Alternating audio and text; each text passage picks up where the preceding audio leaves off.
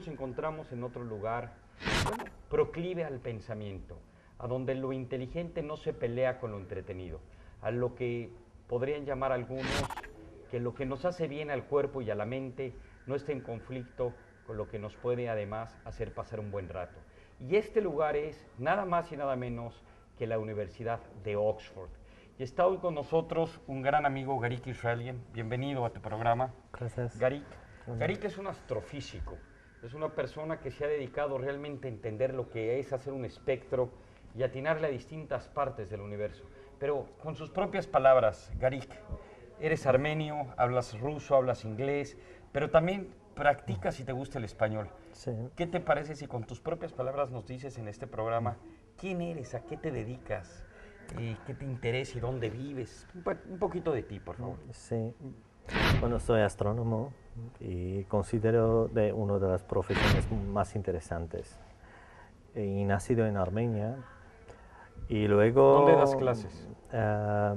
Doy clases a los estudiantes graduados, postgraduados. ¿En Canarias? En Canarias, he hecho clases en Ginebra, en Japón, y después de terminar mis estudios en Armenia, tuve un jefe de doctorado muy importante, se llamaba Víctor Ambarzomian, y fue un honor para mí trabajar con él y estudiar al lado de un profesor como él. Y luego, después de terminar el doctorado, como muchos astrónomos, empecé un viaje por la planeta, ¿no? Con contratos postdoctorales en varios países, en Holanda, en Bélgica, en Australia. Y luego, por fin, terminando en Canarias, donde tenemos un observatorio muy importante, una de las mejores instituciones del mundo. Estamos a punto de tener en Canarias el telescopio más importante de la Tierra, ¿no? Sí, el telescopio más grande de la Tierra se llama Gran Telescopio Canarias, GTC, donde España colabora con México, son partners. ¿México tiene que 5%? Sí, México tiene 5%, colaboramos con INAOE y claro, tenemos esa colaboración muy importante y también con la Universidad de Florida. ¿En qué momento de la ciencia estamos en la astrofísica?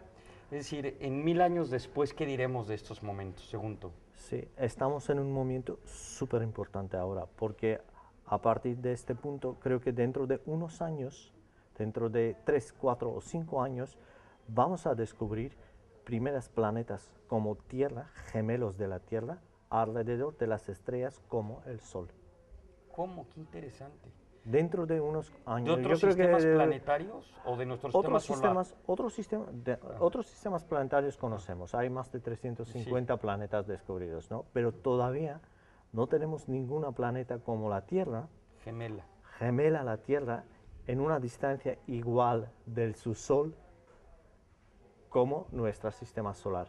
Pero ese descubrimiento vendrá dentro de, yo creo que unos 4 o 5 años. 4 o 5 años como máximo. ¿Qué te hace? Es que, digo, ahorita vamos a ir a tu tema en particular, del espectro, pero ¿esto está correlacionado con lo que tú estás haciendo?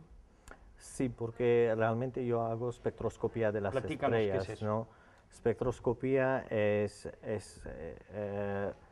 bueno, los fundamentos de espectroscopía vienen de la óptica, física, cuando demostraron por primera vez que la luz blanca realmente es una composición de diferentes colores, como el arco iris, ¿no? Y entonces empezamos a estudiar luces de las estrellas, abriendo esa ventana como el arco iris y estudiando diferentes componentes, líneas espectrales y estudiando características físicas, composición química y todo, ¿no?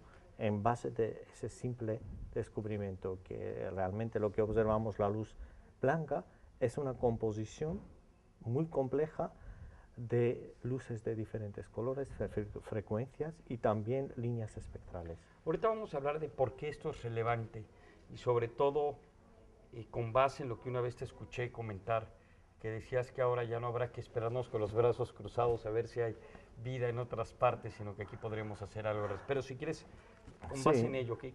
La relevancia. Sí, Pues también muy interesante. Yo creo que los últimos 10 años en astronomía fue una revolución, realmente una revolución parecido a la revolución en física en principios del siglo XX. ¿Por qué? ¿Por qué? Porque cuando descubrimos primera planeta extrasolar en 95, Michel Mayor y Queloz, cuando descubrieron primera planeta extrasolar, en un tiempo muy corto, solamente en 10 años, encontramos más de 300 planetas extrasolares. Y esa ciencia está desarrollando tan rápido que ahora estamos estudiando atmósferas alrededor de esos planetas. Garik, rapidísimo, ¿por qué nos llevó tanto tiempo descubrir esto? Se cambió, perdón mi pregunta, Sí. ¿hubieron nuevas tecnologías Sí. que antes no existían? Eso es. Hubieron nuevas tecnologías, mejores espectrógrafos de mejor precisión, ordenadores, técnicas de análisis. Ordenadores son computadoras para los españoles. Computadoras, sí, computadoras para analizar los datos, datos muy complejos, muy grandes, y todo eso junto llévanos a descubrir más cosas. A todo el mundo seguramente que te esté escuchando, incluyendo a tu servidor, el que digas de que estamos a punto de descubrir un planeta gemelo a la Tierra, equidistante a su propio Sol como nosotros al nuestro, obviamente nos hace preguntarnos que si tiene realmente las características de ser gemelo, la proclividad de que haya vida, que haya agua, que tenga una atmósfera similar, pues nos genera una cantidad de preguntas. ¿Qué correlaciones Claro. ves allí? Pues eso será el siguiente paso. Primer paso será descubrir esos planetas que están ahí. ¿Y por qué crees que va a existir? Pues porque ya sabemos que existen planetas con masas 2 veces más de la Tierra. Y es cuestión de tiempo y de la precisión mejorar un poco y llegar a descubrir planetas como la Tierra. Qué increíble. Y ya sabemos cómo va a evolucionar y ya sabemos cómo construir esos espectrógrafos y cómo mejorar las técnicas de análisis. Ya sabemos todo. Y eso es lo que tú haces, de hecho. Y yo hago en colaboración con mis colegas, estamos trabajando juntos para construir un espectrógrafo de nueva generación. Está en marcha ahora el proyecto y uno de ellos vamos a poner en Canarias, de hecho en el telescopio William Herschel. Oye, regresando a lo que tú haces, platícame un poco de un planeta, una estrella que allí, solo con un planeta, un número raro. Platícanos un poco ese trabajo. Sí, pues ese trabajo que publicamos en 2001, según el primer descubrimiento de planeta extrasolar, fue... Que es XH, no sé qué. Sí, sí. Bueno, en 95, de hecho, la primera planeta extrasolar que descubrieron era una planeta gigante como el Júpiter, pero en una distancia muy corta de su estrella, en una distancia como el Mercurio. Y le llamaron Júpiter caliente, Hot Jupiter, se llamaron Júpiter caliente. Y según todas las teorías, ese planeta debería caerse a la estrella, no podría soportar en una distancia. Y encima que sabían que no se puede formar. Es imposible formar un planeta como Júpiter tan cerca de su estrella, porque la radiación va a diluir todos los gases y todo eso. Entonces, ¿cómo hacer eso? Y la idea fue que tú tienes que formar la planeta muy lejos y luego migrar. Son procesos de migración. Y la pregunta era, ¿y cómo parar este proceso de migración? ¿Por qué la planeta no se cae? Y según algunos modelos, sí, debajo de algunas condiciones tiene que caerse la planeta. Entonces yo pensé, ¿cómo podemos saber si ha caído una planeta o no ha caído una planeta, ¿no?, sobre la estrella? Y la idea que me ocurrió es encontrar un elemento químico que existe en planetas pero no existe en las estrellas. Entonces, estudiando el espectro de la estrella, si encontramos ese elemento químico, significa que hubo una caída de la planeta, ha comido una planeta esa estrella. Ah, es como que un sobrante de que allí hubo un planeta. Sí, sí, sí. Ahora, para el público en general y sobre todo ahora sí hablando también un poquito de Einstein, este tema al que te metes y que has tocado que tiene que ver con el magnetismo y con la gravedad, Sí. ¿cómo le explicas al público en general el que no, planetas muy pequeños con menor fuerza de gravedad, pues no sean atraídos a planetas más grandes con mayor fuerza de gravedad, como cuando tú ves que un imán atrae con mucho más fuerza, aunque estos tengan sus propios imanes y se colapsen? ¿Tiene algo que ver con las capas que hay que no vemos del propio universo, donde se detienen los planetas, o cómo lo explica un físico? Porque las Sí, sí me planetas expliqué, ¿verdad? pequeñas no están atraídos por planetas grandes en un sistema como por ejemplo el sistema solar. Por ejemplo, ¿por qué la Tierra no se cae sobre el Y la Júpiter? luna sobre... Era, pues porque las condiciones primarias, todo empezó con un movimiento. Ellos se formaron en un movimiento y debajo del campo de gravedad del Sol. El Sol realmente controla todo. Y como empezó todo con un movimiento, con una rotación, pues eso lo que nos deja, si paramos ese movimiento, sí ¡Pum! que van a caerse, si paramos. Pero como no lo vamos a parar y tienen todos unas velocidades que superan unos límites, esas velocidades los dejan que, bueno, realmente una revolución es una caída, pero es una caída que nunca termina. Claro. Un satélite que está afuera está cayendo sobre la Tierra, pero esa caída nunca termina. Faltan respuestas por responder. Einstein, bueno, se murió sin poder realmente encontrar esta teoría de la unidad con estos 4 factores, por ejemplo, y que siguen en busca de lo mismo. Pero entre otras grandes preguntas, muchas se caen en tu tema, como por ejemplo, ¿qué fue lo primero antes del universo? ¿O qué es lo que hace que rote sobre su propio eje la Tierra o cualquier otro y orbite y lo haga alrededor de su estrella? ¿Tienes algún hint, algunas pistas ante estas? Seguimos todavía en pañales en estos temas, ¿no? Sí, sí, de hecho el movimiento que nosotros en términos físicos llamamos momento angular. Hay un momento angular del universo, porque todas las galaxias todo está moviendo, ¿no? Y se puede calcular este número. ¿Cuál es el momento angular del universo? Suponiendo que sabemos la masa y todo, ¿no? ¿De dónde procede ese movimiento? Seguro que procede de la masa primaria antes del Big Bang. Pero, ¿y por qué eso?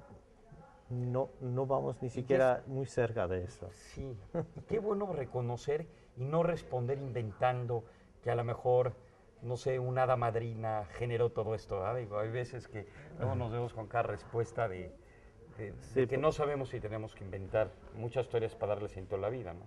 Sí, pero así podemos continuar permanente, sin terminar. ¿Y quién inventó esa madrina? ¿Y quién esto? ¿Y quién esto?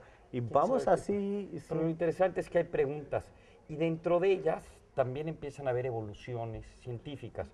Ahorita tenemos pues este gran túnel reactor que está entre Suiza, Francia, etcétera. Sí. ¿Nos podrá ayudar en algo a responder? Además de los millones o trillones de dólares, que es pesetas y euros y etcétera, el tipo de cambio que tú quieras, que costó esto, ¿qué esperas tú de él? Sí, bueno, la física de partículas es un campo súper interesante, porque ahí vamos con unos estudios más básicos, ¿no?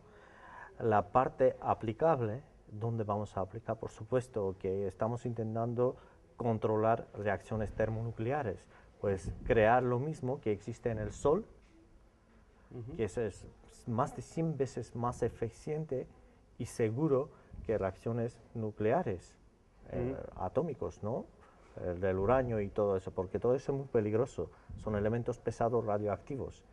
Pero una reacción tan simple, tan pura, que convertir hidrógeno a helio, que no hay ningún peligro en eso, es una reacción pura, donde solamente tienes conversión de energía electromagnética.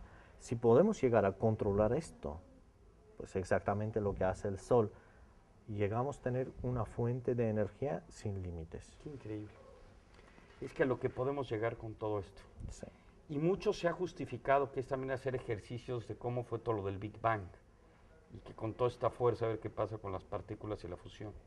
Yo te pregunto, ya hablando un poquito de, no del mundo en general, sino de México. México me llama la atención que ha colaborado y que muchos mexicanos desconocemos, que aunque somos países vías de desarrollo en muchísimos temas, en esta materia no estamos tan mal, ¿verdad? No, ¿qué va? Hay científicos que colaboran con ustedes. Por supuesto, ¿no? De hecho, México tiene muy buenos astrónomos, muy famosos Creo que allá hay mundialmente, una Armenia, ¿no? Como tú, paisana tuya. Sí, de hecho, una de las fundadoras de astronomía mexicana, Paris Pismis, Sí. Armenia también. Sí, Allí sí. debe haber algo. Allí debe Sí, haber. ahí debe haber. Oye, yo te agradezco, esto es muy, muy interesante. Pues le agradezco muchísimo a Garit porque nos abre la puerta al universo con lo que hace. Muchísimas gracias. La suela Silva.